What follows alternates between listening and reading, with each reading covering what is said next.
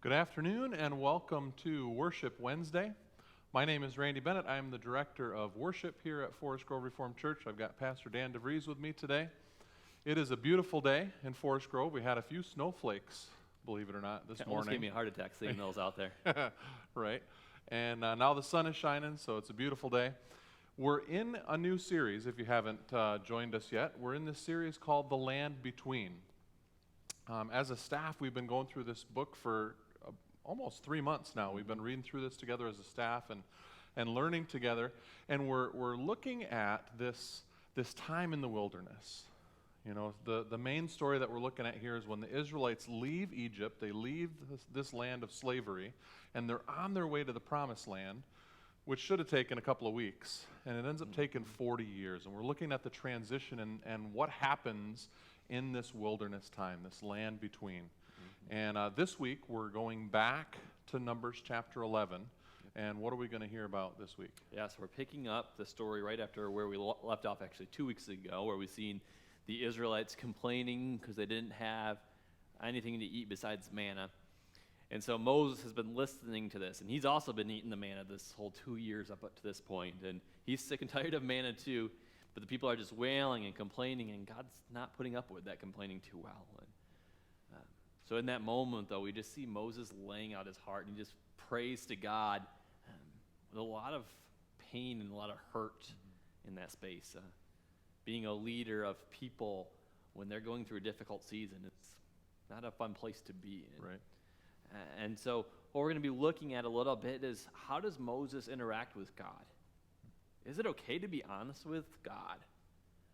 Or do we have to kind of put up a shield and kind of pretend, well, I can't really be fully honest with God because maybe if I am fully honest, maybe I just don't have enough faith in God, or some other story we've told ourselves. So we're going to look at Moses this week and look at how he interacts with God and how he prays to God. And then next week, we're going to pick up a story again, but we're going to look at a couple different people in the Bible and see how they too interact with God in these really broken moments of life. So this is really an important concept, right? How we deal with our pain and our struggle and our frustrations with God. Exactly. And I think this is something that we have to deal with in the church, because we don't like to talk about the difficult things, right? We're okay talking about the happy stuff and the good times, but we have to remember that God is okay with us sharing the hard times as well. Exactly. And I know you shared a couple weeks ago Psalm 13, which is actually one of my favorite Psalms, because it digs into that hard time. How long, O Lord? How long? Have you forgotten me? Do you even know that I'm here? Exactly. But I trust in your unfailing love. Yeah. You know? Yeah. It's that being able to cry out to God, being able to let it out and let him feel some of that pain, and still putting our trust in him. And how we do it is key in that, right? Right.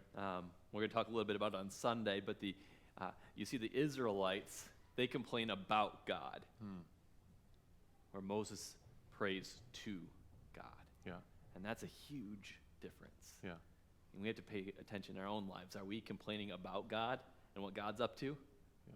Or are we praying to God, sharing our complaints with him, being honest with him? That's two totally different ways to approach it. Good stuff. Some stuff to look forward to for this Sunday. I encourage you during the rest of this week to open your Bibles to Numbers chapter 11 and read that chapter as you prepare, especially this section from verses 10 to 15, where we hear what Moses is struggling with here. So I encourage you to read that this week.